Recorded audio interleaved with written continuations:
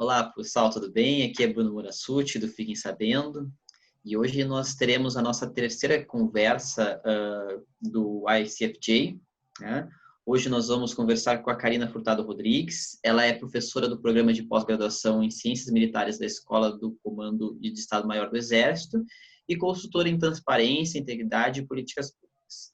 Karina, obrigado por estar aqui hoje com a gente, né? Poder conversar. A gente queria conversar sobre essa questão relacionada à transparência, né, e a cultura, como isso funciona dentro da área militar, né, na área de segurança pública, né, e a gente gostaria de fazer essa conversa nessa área, né?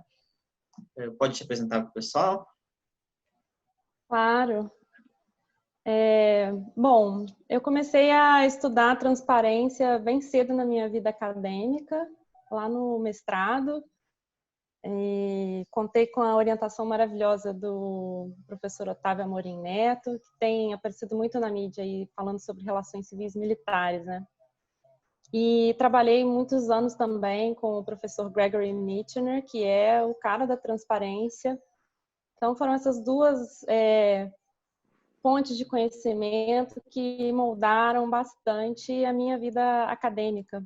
Tive a oportunidade de trabalhar no programa de transparência pública da FGV. Tanto no mestrado quanto no doutorado, estudei essa temática de transparência em instituições que precisam de sigilo, né, para existirem e para exercerem as suas funções. E no caso são as Forças Armadas o objeto principal. Mas a gente pode aplicar essa discussão também a outras instituições que geram sigilo, né? É uma discussão mais ampla. Inclusive tem um levantamento do Fiquem Sabendo mesmo, né? Que mostra outros órgãos que classificam muitas informações. E eu acho que na literatura de transparência, pelo menos nos Estados Unidos, tem um debate muito grande sobre classificação de documentos. Aqui no Brasil, esse debate ainda é bastante incipiente, e só quando a gente olhar para o sigilo e entender ele, é que a gente vai conseguir criar formas de regulá-lo, né? Sabendo da necessidade dele, partindo desse pressuposto. Então, é basicamente por aí que anda a minha pesquisa. Estou, inclusive, escrevendo um artigo agora, tentando entender organizacionalmente quais são as barreiras ao acesso à informação nas organizações militares. Interessante, estamos aguardando por esse artigo, então, quando ele ficar pronto. Mas então, Karina, no teu artigo mais recente, tu fala justamente sobre isso, sobre diferentes tipos de transparência, né? O que se entende hoje na academia por transparência pública? O que tu poderia dizer sobre isso? Bom, a maioria dos artigos parte de um princípio correto da transparência máxima, né? Que o sigilo deve ser uma exceção. E isso é correto, não há como contestar isso. Acho que tem uma grande mudança de paradigma aí com a aprovação das leis de acesso à informação, que o Estado não é dono mais dos documentos que gera, né? Ele simplesmente os guarda, né? E os utiliza para implementar as políticas públicas. Então, só que nós, no Brasil, temos uma tradição de uma burocracia muito fechada, muito formalista. E aí eu estou colocando as Forças Armadas no mesmo balaio de todas as outras instituições burocráticas. Eu acho que isso é importante dizer. E muita dessas características de tentar reter a informação está presente em toda a burocracia. O que mais? Bom, mas então, assim, o que é interessante disso, assim, é que apesar de a gente ter esse conceito, assim, vamos dizer assim, de transparência pública inspirado, né, pelo princípio da transparência máxima, né, a gente pode perceber que existem, assim, tipos diferentes de transparência, talvez, né, até teu artigo trata sobre isso, né, a depender, talvez, da própria organização, da forma como ela trata isso, né. Tu pode, com base nessa questão, assim, dizer que existem países, no que os países que adotam leis de acesso à informação são mais transparentes, né? O que tu pode dizer sobre isso?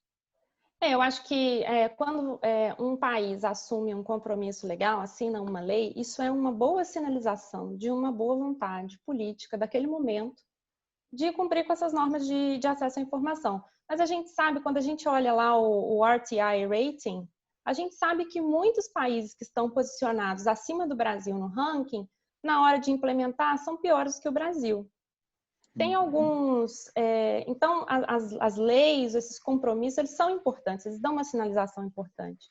Mas aí depois entra o papel da sociedade civil, de organizações como o Fiquem Sabendo, da academia, de burilar isso, de entender como que a transparência pode ajudar a melhorar as políticas públicas e a própria administração pública.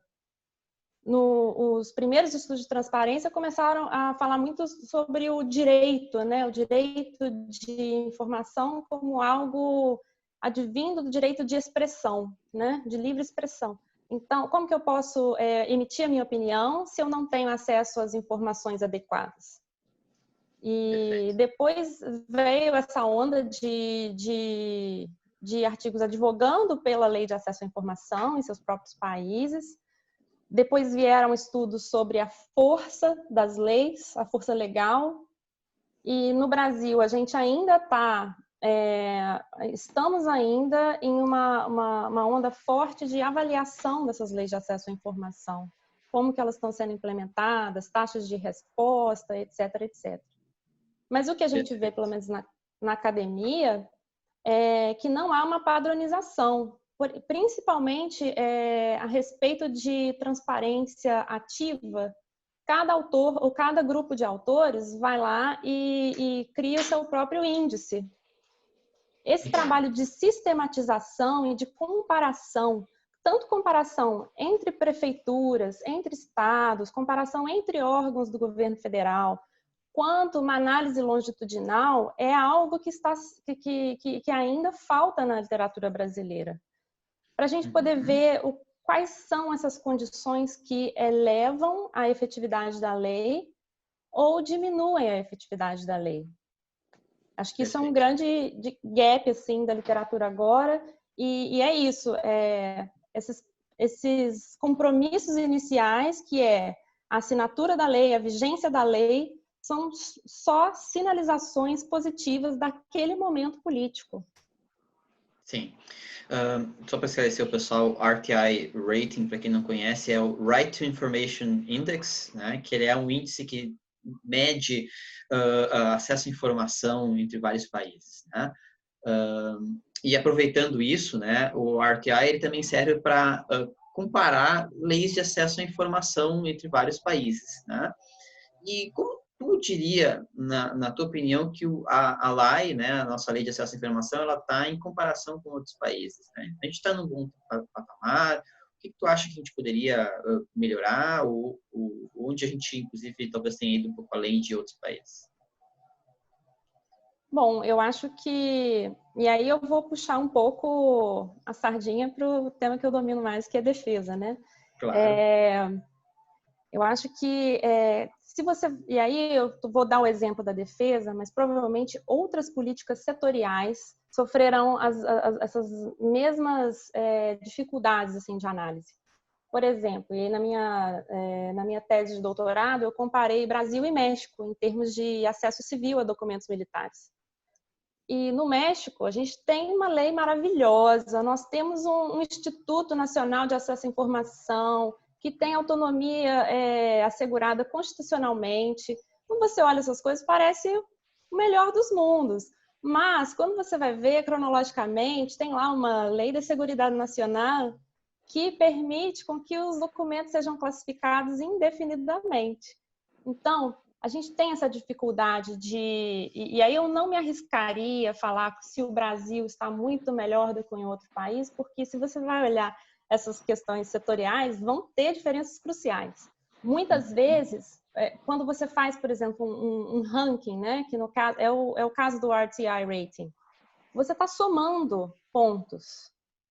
Você não está colocando uma condição como fortalecedora ou enfraquecedora de outros pontos, né? Então, se a gente for colocar essa questão de classificação indefinida, por um tempo indefinido de informações, vários outros quesitos de análise do RTI rating para a lei mexicana vão ser piores do que o Brasil, por exemplo.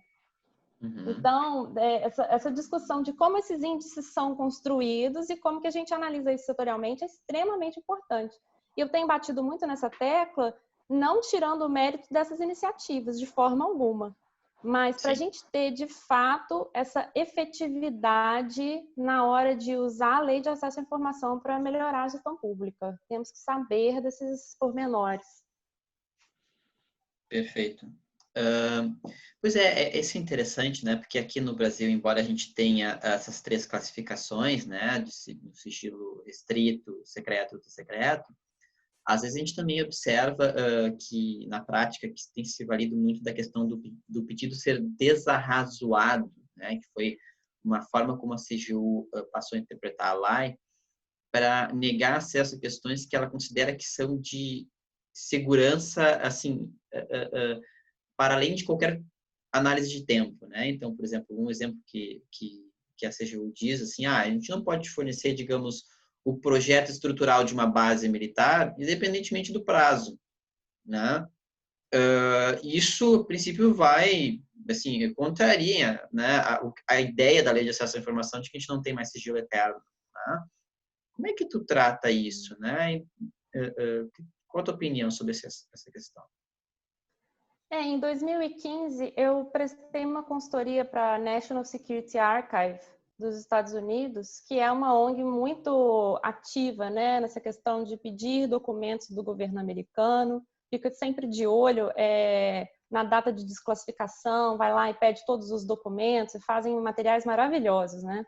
E desde 2015 eu tinha reparado nessa questão de documentos de acesso restrito, que não está bem regulado. Sim. Não está bem regulado no Brasil. Tem alguns manuais, algumas normas internas das 3 forças que colocam isso, e aí eu não sei no âmbito de outras instituições, que colocam isso e não tem uma data para terminar. Agora, tem uma coisa, né? Tem um artigo na LAI que fala sobre documentos que estão sendo elaborados ou em uso. Eu acho que entraria de alguma forma, e eu não sei, eu ainda não pensei muito bem. Mas essa questão tecnológica, essa questão de estrutura, de bases militares, é muito sensível mesmo.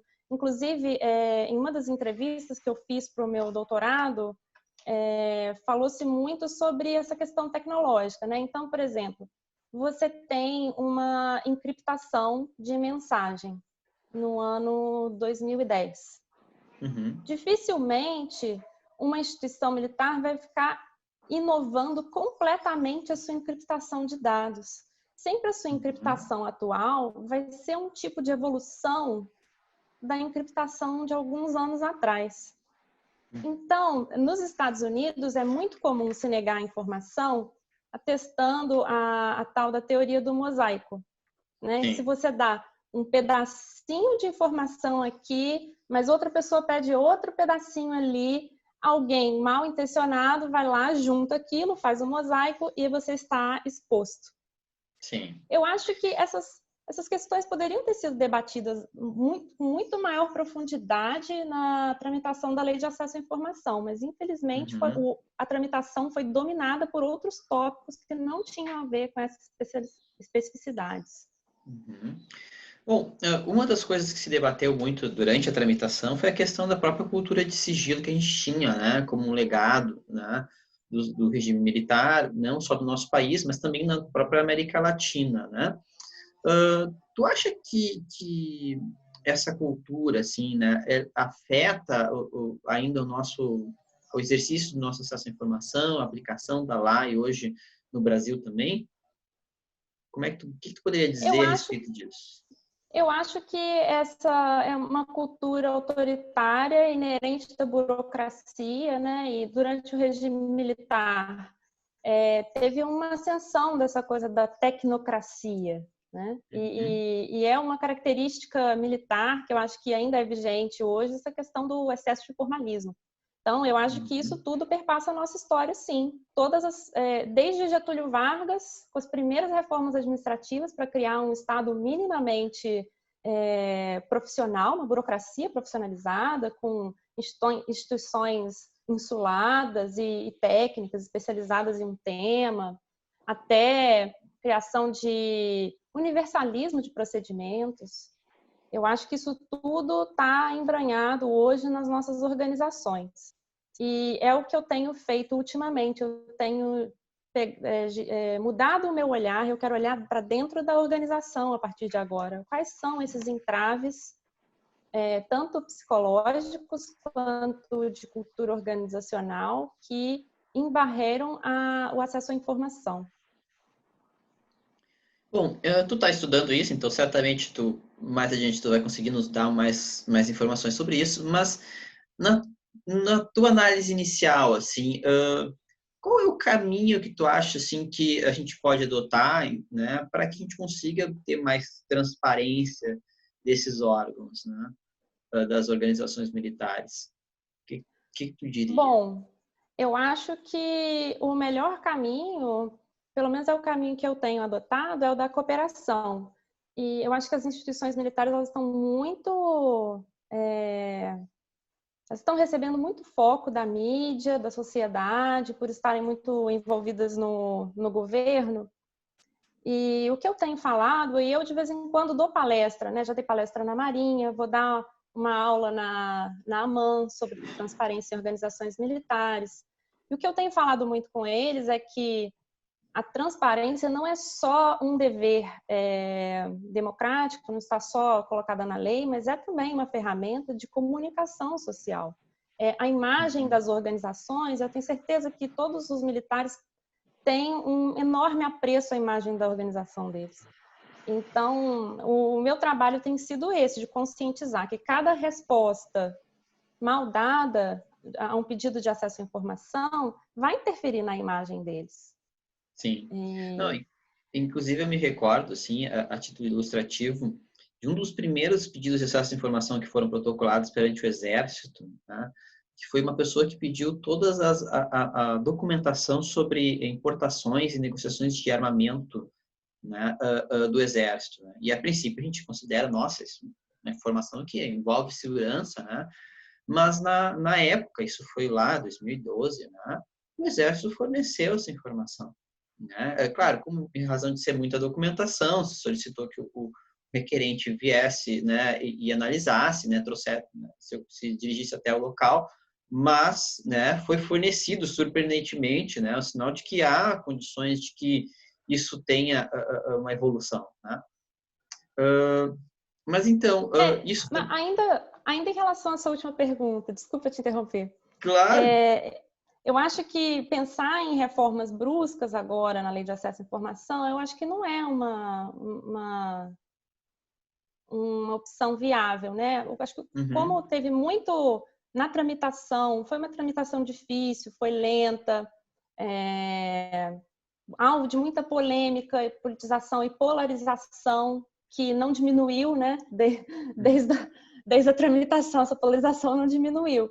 Não acho que seja viável, mas eu acho que tem alguns órgãos públicos, eles têm mostrado uma boa vontade de interagir com essas organizações da sociedade civil que estão fazendo avaliações, né? Não olhar Sim. para a avaliação como algo punitivo, olhar como um incentivo para melhorar.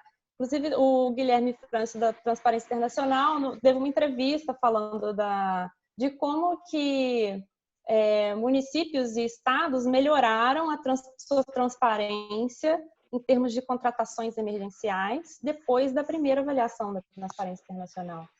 Então, eu acho que um grande motor de mudança é para os pesquisadores buscarem, pesquisadores tanto da academia quanto da sociedade civil, buscarem essas janelas em que a cooperação ela é possível.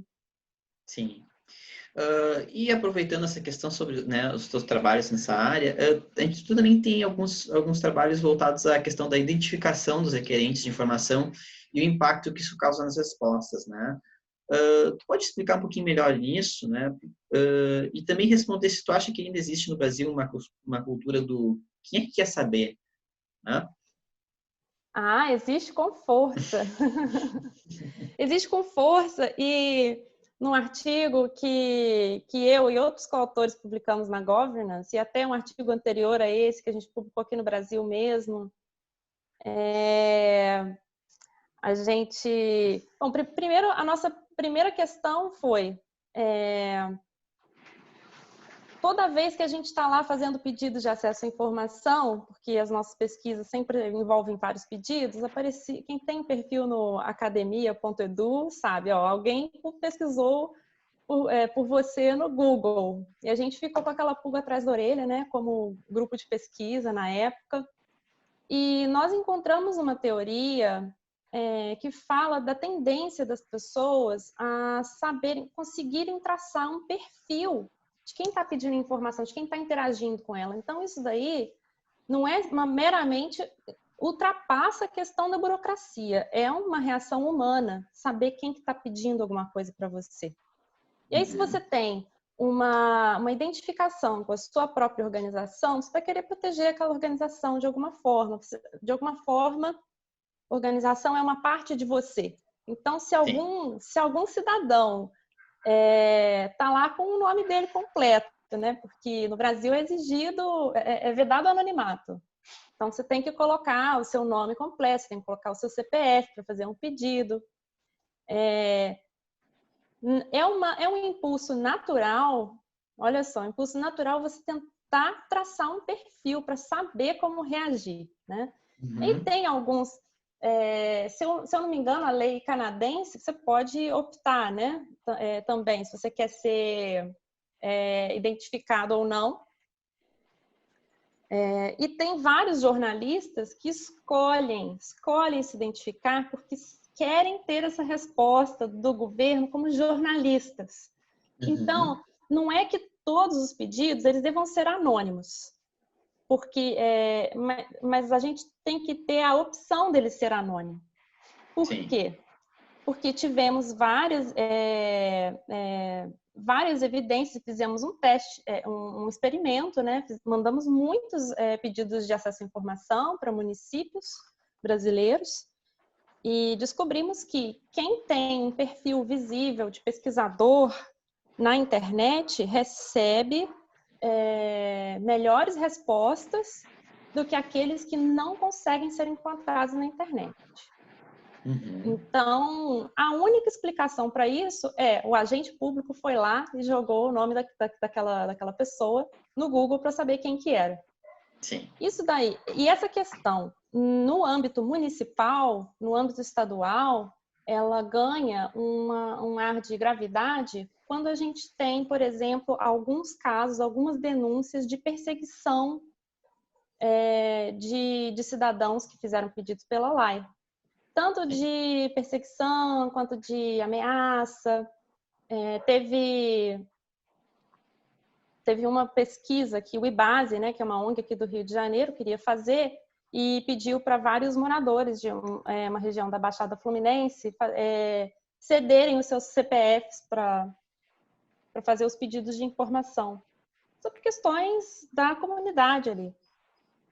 E as pessoas ficaram com muito medo de ceder os seus CPFs, né? Qual que é esse medo, né? O medo de pedir uma informação.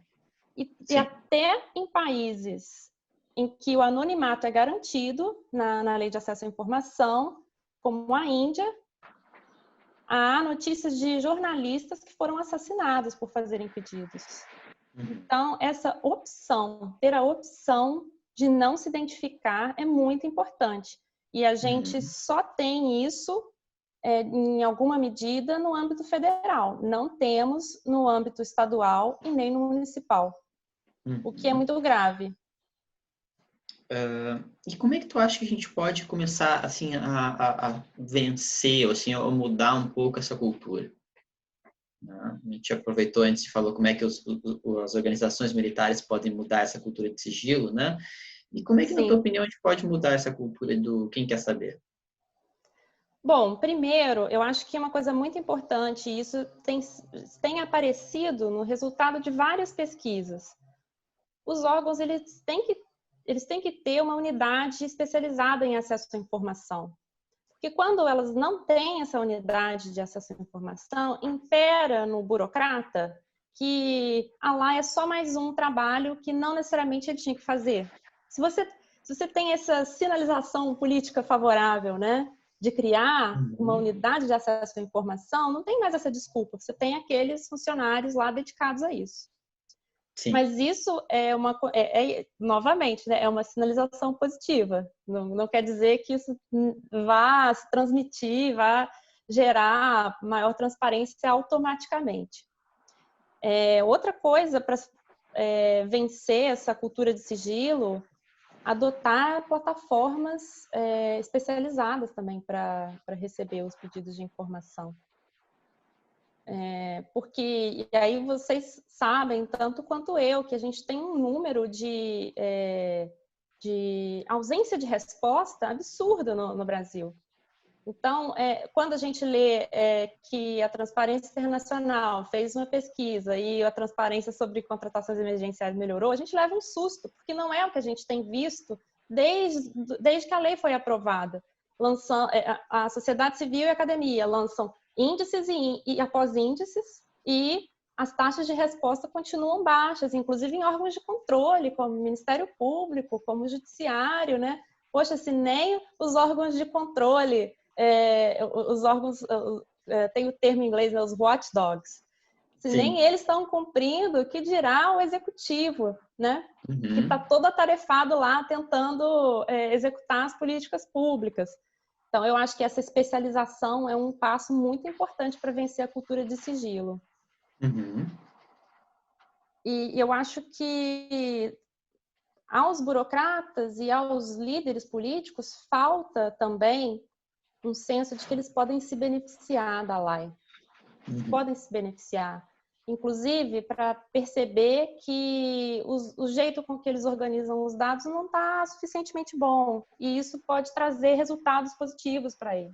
Então, eu acho que esse passo adiante de olhar para lá e não como algo punitivo, não, por que esse cidadão está querendo saber isso?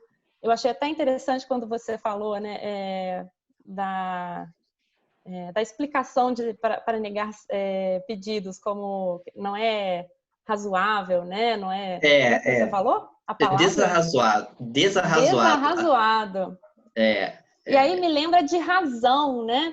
Razão logo me lembra de motivo.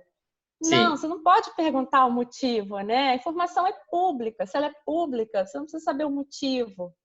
Então, tem até um dado interessante de um artigo publicado na RAP, em 2018, fazendo um balanço sobre a lei, e é do Programa de Transparência Pública lá da FGV, falando que quando os pesquisadores ligavam para pedir informação, eles testaram vários modos de pedir informação, ligando, todo funcionário público perguntava, mas por que você quer saber isso? Né? Teve um índice altíssimo. Sim. Então, essa especialização, essa formalização, tem hora que formalização demais é ruim, né? Mas nesse sentido de ter plataforma, de ter uma unidade, mesmo que pequena, especializada, faz toda a diferença para mudar essa cultura de sigilo.